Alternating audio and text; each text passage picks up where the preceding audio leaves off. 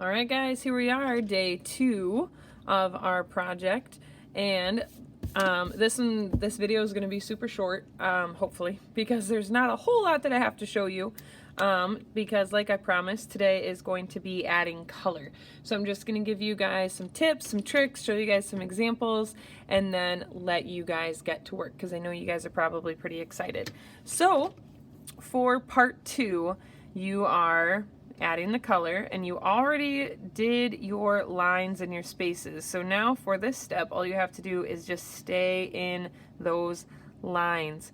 Be very careful to stay right on that curve. If you get messy or start to scribble or leave white spaces, your illusion will not work.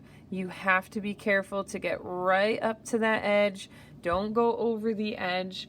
You are going to have to color nice and slow and careful for this project, especially on the curved areas, because that is where your illusion is going to happen.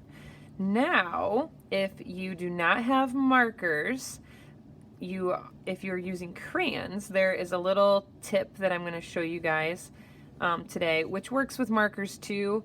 But for some reason it's not as necessary when you color with markers. But when you're all done, so hours from now, when I color all of this, you are going to end up with a picture that looks kind of like this. And if you're having trouble seeing your illusion, or you just want to take it to the next step, you can go ahead and add shadow there. Now notice I didn't just take a black marker and outline my hand. Please, please, please do not outline your hand. Once you have drawn it that first time in pencil, it's done. Don't ever trace over that pencil line again, okay? Leave it alone. Otherwise, once again, you will spoil the illusion. It will not work. What I did is I took this same aqua and I just colored it one more time here to add kind of another layer of marker. So you just take the same color that you used before and you're just coloring over it one more time. And all that does is just kind of give your shadow, because if you look at your hand when it's flat on a table, notice how I have this shadow that appears next to my fingers, and also the edge of your fingers will have a little bit of a shadow. If we add that to our drawing, whether we're doing marker or colored pencil or crayon, if we add that extra detail, it is just going to help that 3D effect even more. So this one I did with colored pencil and with marker. So I did the black lines in marker, and then the gold and the purple are done with colored pencil. And what I did is I left kind of the middle, I colored very lightly. So the very tops of my fingers, the tops of my hands, I colored very lightly. And then the edges, so the side of my hand and then where it touches the table, I went over and I colored again, another layer. And then I did a second layer here. So it's really dark here, medium dark here, and then light in the middle. And that is the very, very beginning stages of shading. So if you are someone who has been really, really wanting to learn how to draw more realistically, make things look more three-dimensional, this is your first step to doing that, learning how to draw shadows.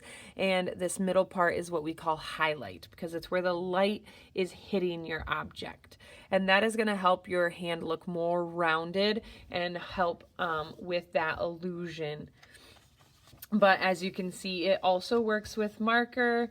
It also works with colored pencil. I have not done an example in crayon, but some of my students have, and it works with crayon as well. You just have to color slow, careful, take your time, and do your best work.